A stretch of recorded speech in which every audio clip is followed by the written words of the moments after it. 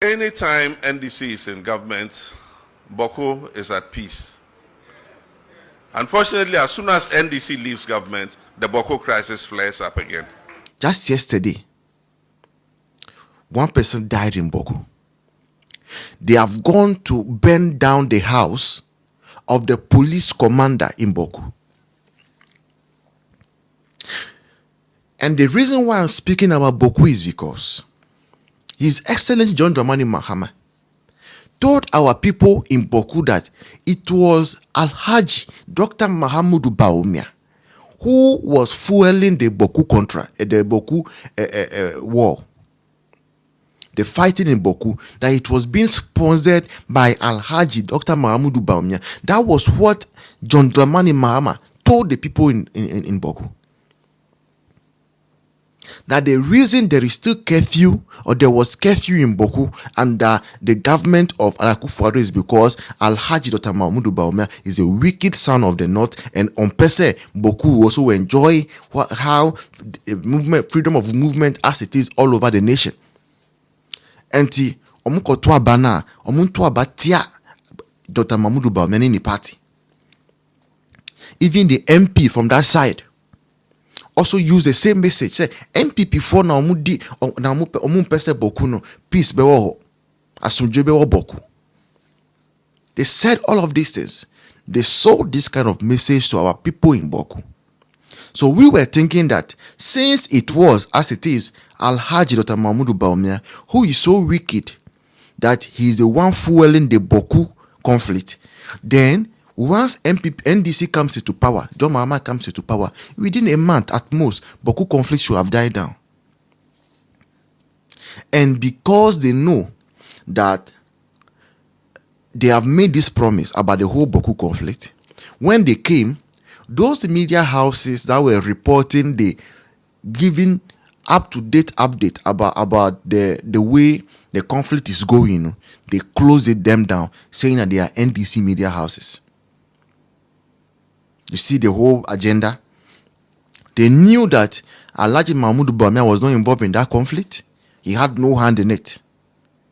But because that is what they used to deceive the people there, when they came into office, they do not want those of us in the south and in the middle belt to know what is going on in Bawku.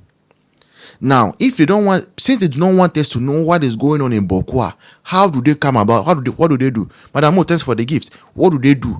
They will close down the radio station that was relaying information to Ghanaians, and they closed it down. So for a while now, we are not actually presented with the actual picture of what is happening in Bawku. Let's ask ourselves, police commander in Bawku, what will happen now and the youth to go and burn down his official residence? It tells you that there are a lot of things going on in Bawku that we are not being told here in the south. That is not being reported to those of us in the south here. And people on the ground, people who are actually way up north, who are close to Bawku, we are being told right now that the situation in Bawku is worse than it was under Akufo-Addo. That's what we are being told. That the situation right now, when you go to Bawku right now, more deadlier than what it was under MPP. Spike says yes. And this is the government we voted for. A government that will lie to you about cocoa price, deceive you. Now will come and tell you I cannot increase it. And it's bringing gold board to come and create the same kind of problem for us. And then a government that will tell you that a conflict that they should all have come together and have said, no, Bawku, enough is enough, stop it. No, they did politics with it. After doing politics with it, now they want to hide the truth from the whole country. And let nobody say it's a fight between ethnic groups. There is politics behind it. And there are people who deliberately fund that crisis. Everybody, the majority of people in Bawku, Kusas,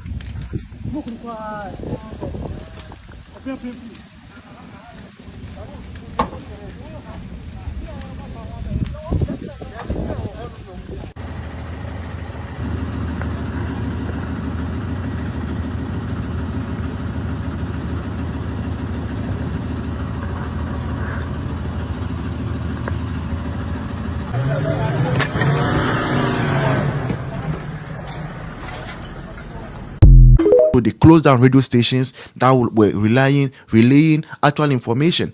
Those radio stations are closed now, and so the only thing that we get to hear is what we see on social media. Now see where the conflict is. Every day people are dying. And now people are even dying more. That's this past 3 months. They are dying more. And do you know why they are dying more? Should I tell you? They are dying more because of an election, our people on the other side did not mind going to bring those Burkinabés down here. And a lot of guns were circulated in the system. So now, for the conflict in Bawku, people who are not even natives of Bawku have added themselves into the conflict. People who are even there who did not have access to guns now have access to guns because a certain political party decided that whether they win the election or they were going to tear Ghana apart. And this is where we are. That is the kind of government we have voted for to come and rule us for the next 4 years ahead of us. This is the reset we were promised. And indeed, if there is one thing that John Mahama, His Excellency, is doing very well, it is the promise he made that he was coming to reset the country. Because this indeed is a reset. It's taking us back to factory reset, factory default settings. Yes, that's what John Mahama is doing. And the more I even think about the cocoa farmers, the sadder I become. No, as far as we are not late. I'm just getting started actually. Okay? The more I hear about this whole cocoa farmers thing and all, the sadder I become. The more I hear about the Bawku conflict, the sadder I become. Is it not amazing? Was this the Ghana we had just over 4 months ago? No. This is on the Ghana. Under Akufo-Addo, every year, cocoa prices were going up. Under Akufo-Addo, every single year, cocoa prices were going up.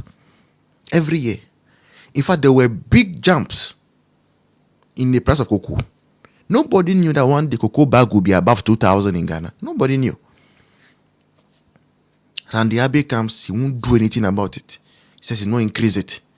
You see, what is even more painful is that they have admitted in the letter that Ivory Coast had increased its prices. So how do you tell the Ghanaian farmer not to smuggle the cocoa out to Ivory Coast and go and sell? Now, who would you want? It doesn't make sense to you. And who would you want? Doesn't make sense to you.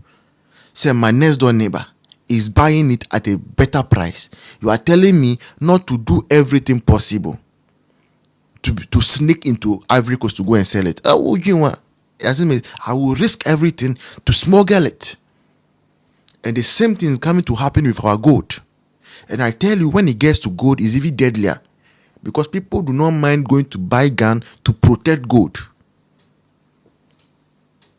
We are treading on dangerous territories. And we must call our leadership to order. And you see, for aspiring and the people who have been asking, what can we do? What can we do? Today we've seen what we can do when we show up.